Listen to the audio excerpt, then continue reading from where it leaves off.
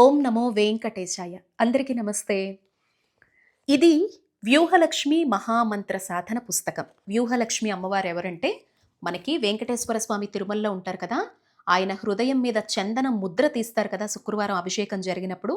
అమ్మవారి స్వామివారికి సంబంధించినటువంటి హృదయ దేవేరి పేరే వ్యూహలక్ష్మి అని చెప్పి పిలుస్తారు. ఆ అమ్మవారికి సంబంధించినటువంటి మంత్ర సాధన చేసేటువంటి పుస్తకం అనమాట ఇది. శ్రీరామ్ సమృద్ధి సంస్థ వాళ్ళకి సంబంధించిందే. ఇందులో మీరు ఎలా సాధన చేయాలో చాలా క్లియర్గా నేనైతే ఒక 2 వీడియోస్ కూడా పెట్టానండి. మన పేజ్లో ఉంది చూడండి. ఇది వాళ్ళు మీరు దీక్షగా చేపట్టి ఎలా సాధన చేయాలో ఇచ్చారు.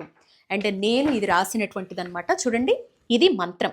వీళ్ళెలా మీకు బుక్ని ప్రొవైడ్ చేశారంటే అక్షర దోషాలు, పద దోషాలు లేకుండా చక్కగా రాస్తూ సాధన చేసుకొని అమ్మతో గడిపేలాగా చక్కగా రూపొందించారు. ఇది మీకు ఎంత ఈజీగా ఇచ్చారంటే వీళ్ళు 11 రోజుల సాధన కింద తీసుకున్నారు.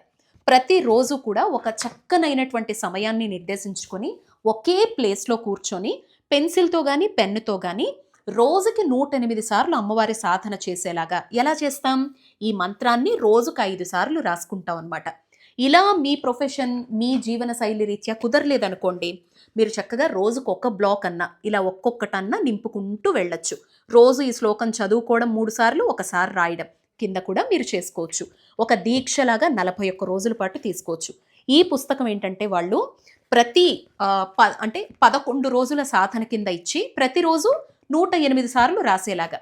ఇదిగో చూడండి, ఇక్కడతో 108 సార్లు ఒక్క రోజులో పూర్తవుతుంది. మళ్ళీ మీకు రెండో రోజు సాధన స్టార్ట్ అవుతుంది. ఇలా వీళ్ళు ఇచ్చారనమాట.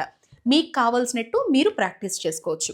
సో ఈ పుస్తకానికి సంబంధించి కాస్ట్ కావచ్చు, ఎవరికైనా బహుమతిగా ఇవ్వాలన్నా, మీరు తీసుకోవాలి అన్న క్వాలిటీ అది చూస్తున్నారు కదండి, ఎంత చక్కగా ఉందో పుస్తకం క్వాలిటీ అనేది.